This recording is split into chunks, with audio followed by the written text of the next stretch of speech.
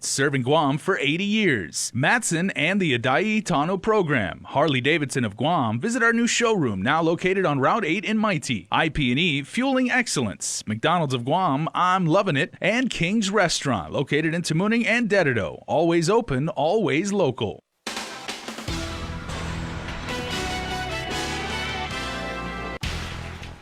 Ahead on primetime, damage is estimated to be in the millions. The Coast Guard investigation into the cruise ship crash gets going.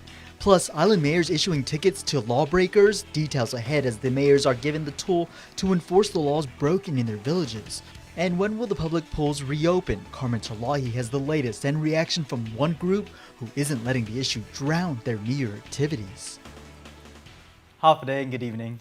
The plan was only a brief stopover coming from Japan, but the cruise ship that crashed in Napa Harbor over the weekend remains parked in our waters. Chris Barnett joins us with more on the investigation. Chris? Nick, the Japanese cruise ship headed for Saipan. That's when the unexpected occurred. Now, the military has reportedly estimated about $3 million in damage to their dock. Unfortunately, no fuel spilled out into the harbor. An investigation into a cruise ship that crashed into a Navy pier Sunday night continues today, with Commander Josh Enpin of the Coast Guard declining to provide details of the incident, saying there's an active investigation ongoing. The cruise ship collided with the Navy's Delta pier, leaving a 5-foot by 7-foot gash in the vessel. No passengers or crew were injured in the accident, and Port General Manager Joanne Brown tells KUAM News the last of the ship's passengers being flown out of the island today, with critical ship crew remaining on Guam. The Coast Guard, meanwhile, says the investigation underway to determine what caused the incident and if any of the vessel's crew is at fault. Enpin said there's damage to the Navy's Delta pier, with Brown saying the ship will undergo initial repairs to ensure the vessel is seaworthy before it leaves the port. The ship is docked at the port's F4 pier. The Nippon Maru was carrying over 500 passengers with a crew of 224 when the incident occurred. Despite the accident, the Guam Visitors Bureau has said making Guam a cruise ship destination boosts visitor arrivals and helps diversify our visitor industry. Thanks, Chris, for that report. As we mentioned earlier, the cruise vessel Asuka 2 also stopped over on Guam. The passengers and crew on that cruise arrived on New Year's Day, and they are heading back to Yokohama, Japan today. Well, the inauguration ceremony for Governor-elect Lou Leon Guerrero and Lieutenant Governor-elect Josh Tenorio is now set to happen January 7th at the UOG Caval Fieldhouse. Developments being made as another round of cabinet members have been announced. Former Senator Rory Spicio picked as the Port Authority of Guam General Manager, with Dominic Muña as Port Deputy General Manager of Operations, and Connie Jo Shinohara as Port Deputy of Administration and Finance. Former Senator Tom Atta has been selected to be the Executive Manager for the Guam International Airport Authority. Ray Tapasnia will return to lead the Guam Housing and Urban Renewal Authority, while Elizabeth Napoli will serve as Deputy Executive Director. Governor-elect Lou Leon Guerrero states these autonomous instrumentalities of our government are critical to providing basic services to our people daily, and it is equally critical that we appoint the right individuals to lead these agencies. As you've heard from the incoming administration's announcements, it looks like deputy directors aren't on GovGuam's endangered species list after all. While the fiscal year 2019 budget law eliminated funding for deputy director positions, the Attorney General has issued an opinion on the elimination of unclassified deputy directors and similar positions like deputy administrator and assistant general manager. AG Elizabeth Barrett Anderson, in her opinion, said the section of the FY19 budget law saying government funds shall not be spent on deputy director positions is inorganic and unenforceable.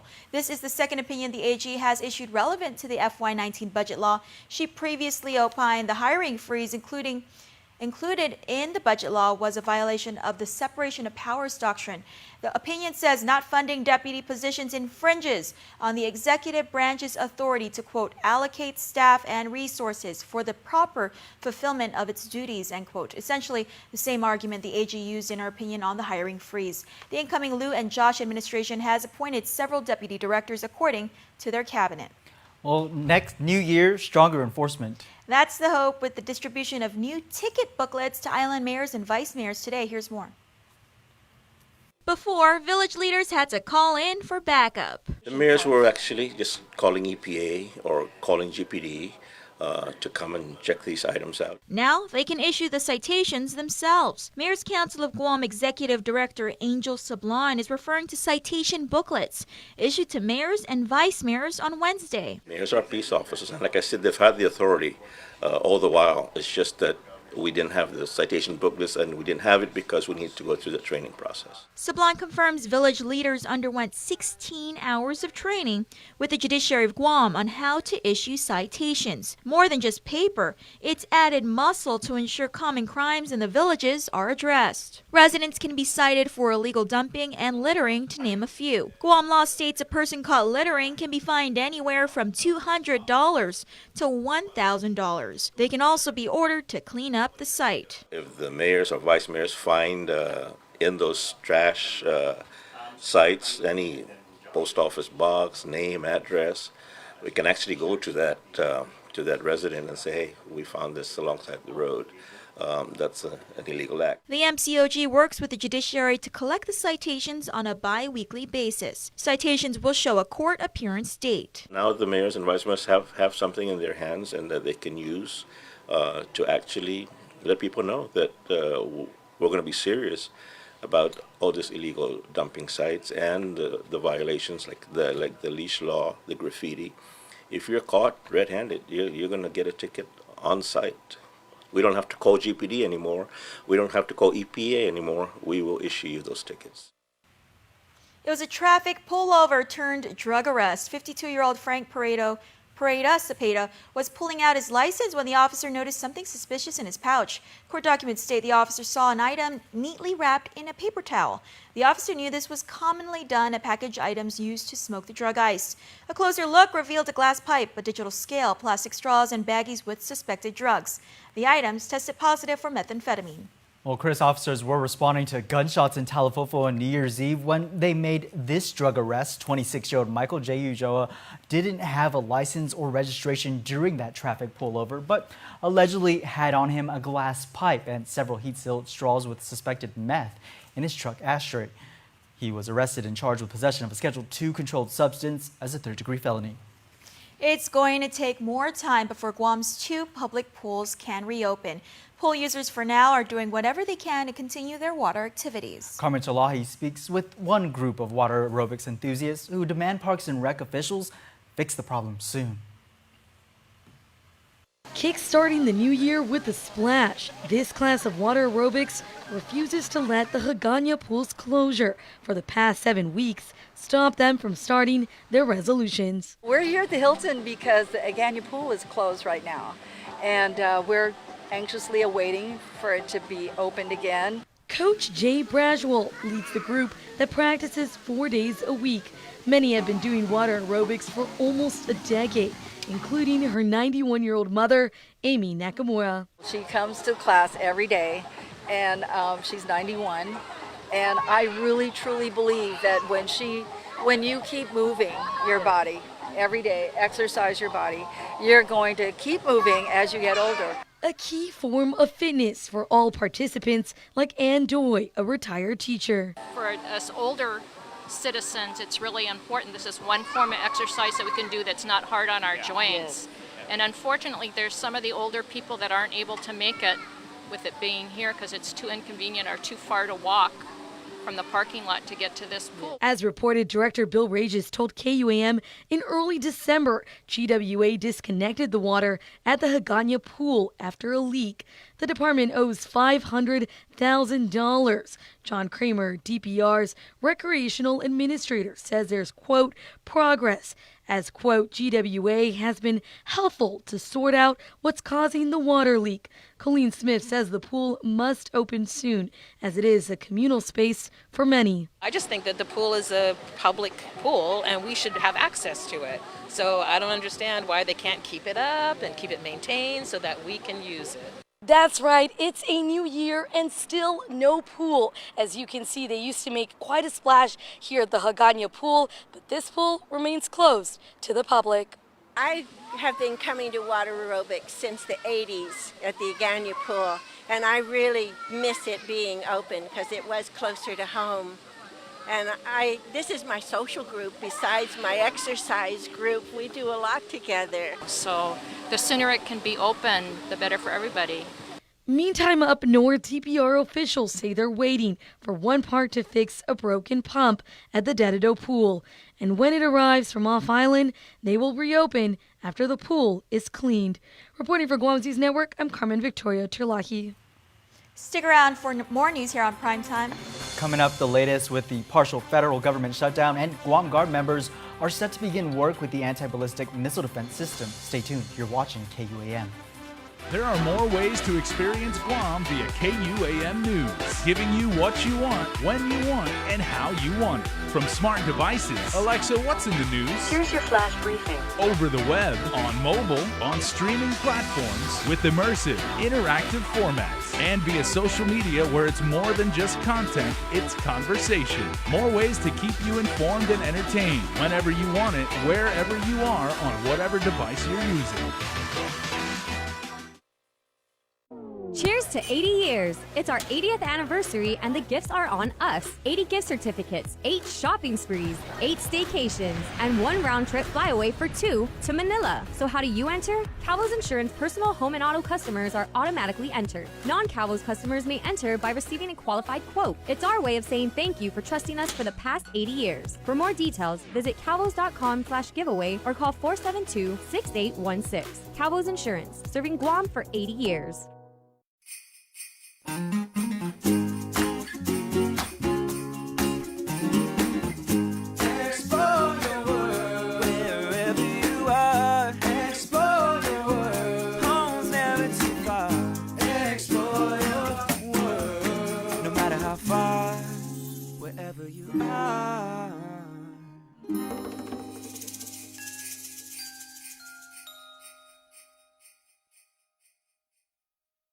This year is rapidly coming to an end, and the big finish is now on at Cars Plus and Mighty. Get big year-end deals on a big selection of new Ram trucks with savings up to $10,500. Or save up to $5,500 on a new Chrysler Pacifica. How about a new Jeep Compass? Save up to $5,000. With financing as low as 1.99%. Plus, receive a Cars Plus Shell Value Card with every vehicle purchase. The big finish means big savings right now at Cars Plus and Mighty. Cars Plus, driven by you.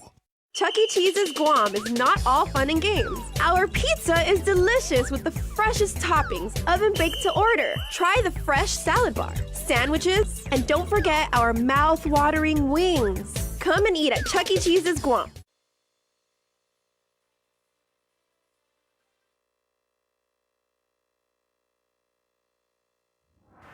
Planning for a state funeral is in the works for former PD Mayor Ben Gumatao. According to Mayor's Council of Guam Executive Director Angel Sablan, Gumatatao's family and his remains are still in the Philippines. He was in the hospital for a few days with pneumonia before he passed. A state funeral is set for January 12th. He was 91 years old. Well, there could be some movement to restart negotiations to end the partial government shutdown. As Nicole Quilion reports from the White House, President Trump is calling for that meeting. President Trump made his intentions clear Tuesday, tweeting, "Border security and the wall thing and shutdown is not where Nancy Pelosi wanted to start her tenure as Speaker. Let's make a deal?" Pelosi responded with a tweet of her own that reads, "The president has given Democrats a great opportunity to show how we will govern responsibly." President Trump has invited congressional leaders from both parties to the White House Wednesday for a briefing on border security. We have to have a wall as part of border security. After posting a video Monday about the need to fund the wall. The potential progress comes as the Smithsonian Museums and the National Zoo close Wednesday, the latest casualty of the shutdown. The zoo's popular panda cam will go dark, but all of the animals will still be cared for. The closures were concerning for visitors at the National Air and Space Museum. To close down culture and the arts for people, to affect people's paychecks and their salaries, it makes me a little uncomfortable as an American citizen. Some Democrats say the White House meeting is just a stunt. The administration has offered few details about the briefing, which comes on day 12 of the shutdown. Senate Majority Leader Mitch McConnell plans to attend, as do officials from the Department of Homeland Security and Customs and Border Protection.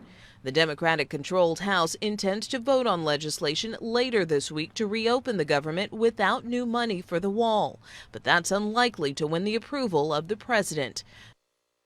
Rita. The largest federal employee union is suing the government, claiming that forcing employees to work without pay violates federal law. With regional headlines, here's KSPN 2 News. Hafa Guam, here are the headlines for CNMI. Each year, the New Year's baby gets a spot on the local news. But this year, according to a registered nurse at CHC, the parents asked for no information to be released to the media. That includes time of birth, gender, nationality, and name. This morning at 6:25 a.m., a baby girl was born to local parents, the third child of the day, and mom was resting this afternoon. This evening, another child was scheduled to be delivered via C-section. Birth rates in the CNMI have become controversial in recent years. It is not known if the babies born today were born to tourists, but the odds are they were. Through November of 2018, 46% of births at CHC were to tourists, and of those numbers, over 98% were Chinese. Through November, an average of 1.6 Chinese babies were born each day at the CNMI's only hospital. In 2009, there were 12 Chinese births for the year. That number has climbed to well over 500, with 2018 expected to be the most ever. 6 Korean tourists gave birth and 1 Filipino tourist gave birth. Representative Sablan recently said that the birthers could threaten tourism from not only China, but Russia as well. With the birthers, they tend to overstay their 45 days. And that's always been a problem with the port director, Mr. Havens. And he does issue a monthly report that goes up the ladder. And if that doesn't stop, it could eventually affect the parole for China and Russian tourists. Resident births have been on the decline in recent years. In 2009, 626 residents gave births and just 51 tourists. Last year, resident births fell to 430, while tourists jumped to 561. For more news, visit saipantv.com. For KSPN2 News, I'm Ashley McDowell. Well, the holiday break is coming to an end. Guam DOE officials are looking forward to the start of the school year on Monday, January 7th. The 7th and 8th are both makeup days, scheduled after Typhoon Mangkhut and U2 temporarily canceled classes. The next makeup day is scheduled for Monday, February 4th.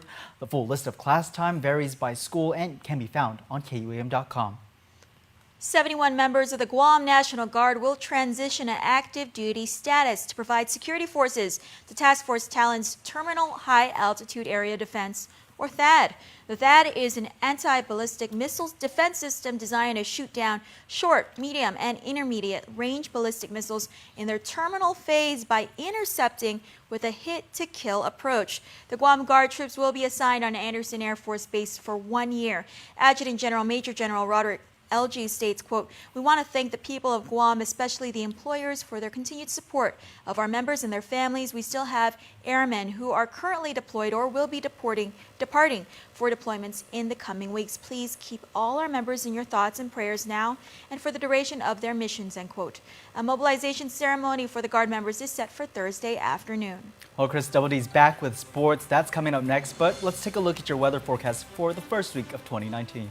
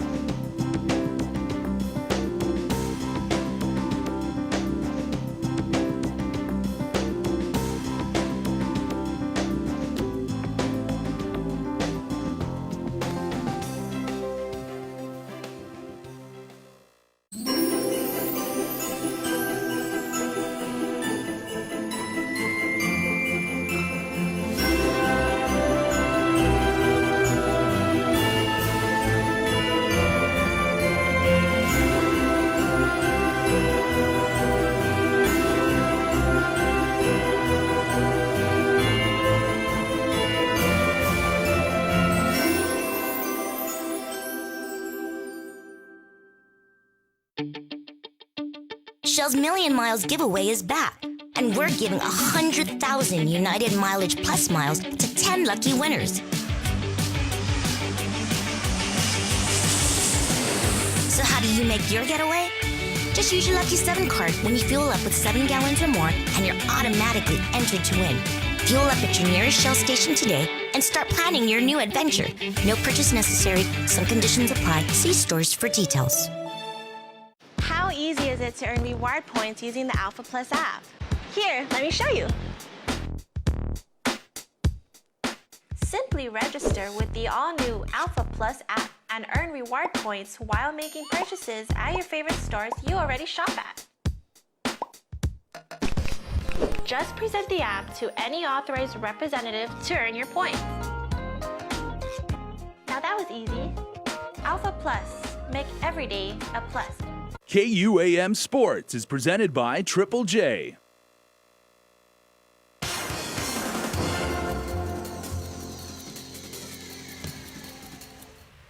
Dave Delgado here for KUAM Sports. Thanks for watching. We're in studio with Joy and Anania talking about the upcoming Payless Kick the Fat 5K scheduled for January 26.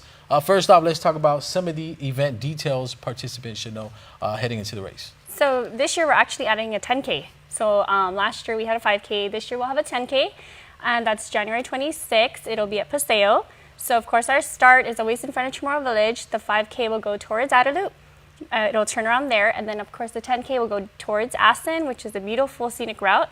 You will turn around in front of Aston Park and then head back and finish up Paseo. And everybody knows about the community fair afterwards. Let's talk about some of the vendors or things going on at the community fair. So at our community fair, we like to showcase a lot of healthy and active lifestyles and different organizations that promote that at the fair.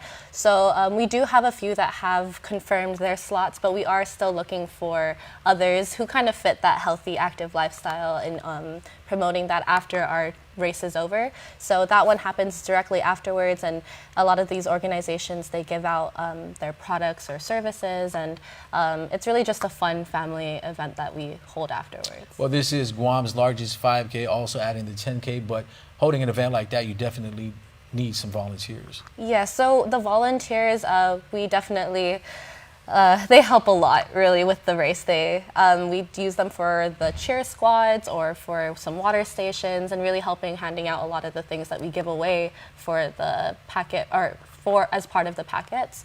And so if you do want to volunteer, we have a volunteer tab that you can sign up on our website, and we accept any individual ones or group ones, and then high schools too, we give out the service hours for volunteering with us. And registration, you guys are doing chip timing. How can runners register for the race? So you can go to paylessfoundation.com, and there's actually a Kick the Fat tab there, so you can go online. Your last day to register is it's Thursday at the packet pickup for chip timing, okay? So just to let you know, the packet pickup, January 23rd and 24th at Agani Shopping Center, and the 23rd will be from 10 to 8, and then the 24th will be from 4 to 8. And a lot of people are going to benefit this year's beneficiaries. So this year's beneficiaries is Regalu Foundation, Azuda Foundation, Farm to Table, Guam Animals in Need, Guam Memorial Hospital Volunteers Association, St. Dominic Senior Care Home Care, and Victims Advocates Reaching Out. So all the proceeds go to the nonprofits that benefit from this. Well, let's talk about prizes and giveaways. We brought some shirts on the set. Yes. So we collaborated with Run Guam. This is maybe the 3rd or 4th year. So of course, the first 3,500 finishers will get the shirts. This is for the 10K, so the singlets are for the 10K finishers, and then the t-shirts are for the 5K finishers. And you guys want to stress to supports of sponsors and people that donated to this year's event. Sure. We have our platinum sponsors. Here, let me look at it. Payless Supermarkets, Bank of Guam, Calvo Select Care, stations of KUAM, Calypso, Tyco, Midpack, Pacific Daily News, Super Value, MBI, Matson, Calvo Enterprise, GVB, and Mamacitas. And anybody out there following social media, how can they get in contact with you guys and the run? Well, we have on our website, of course, you can get all the information you need, but we also have our Facebook page, both the Payless Facebook page and then the Kick the Fat Facebook page, that we put out a lot of our updates, and we even do like little contests that you can win some prizes and stuff, so it's good to follow those to look out for the different updates we have. Can we also look forward to fireworks before the race? Yes, we have fireworks at the start. So go showtime 5 a.m., go time 6 a.m. All right, well, that's going to do it for sports. We're back right after this. MTO, professional janitorial services with a warm hospitality touch. MTO gives that gift year-round. Pressure wash roofs, pressure wash driveways, lawn service, home cleaning, carpet restoration, office cleaning, commercial window cleaning, floor care. When cleaning is in order, MTO has you covered. Call 647-6861 to inquire on how you can receive the maintenance you deserve. MTO, celebrating 30 years with you, Guam.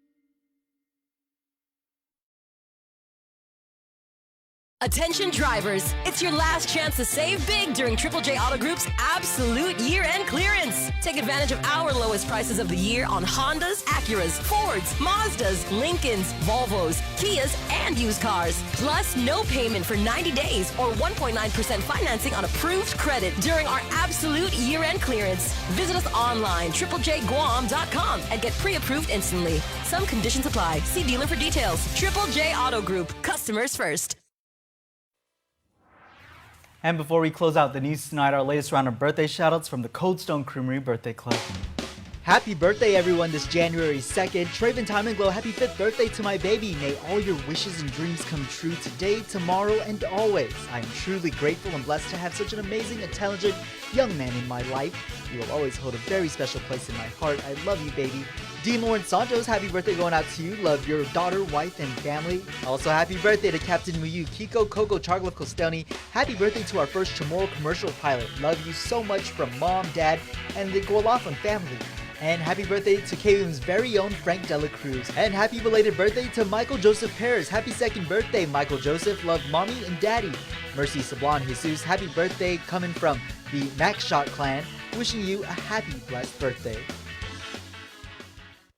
Remember, you can be part of the Cold Stone Creamery Birthday Club by registering online on KUAM.com. Please make sure to include your photo, your name, and birthday. And that's going to do it for us here on Primetime. Health, Home, and Lifestyle is next. Closed captioning is brought to you by IT&E.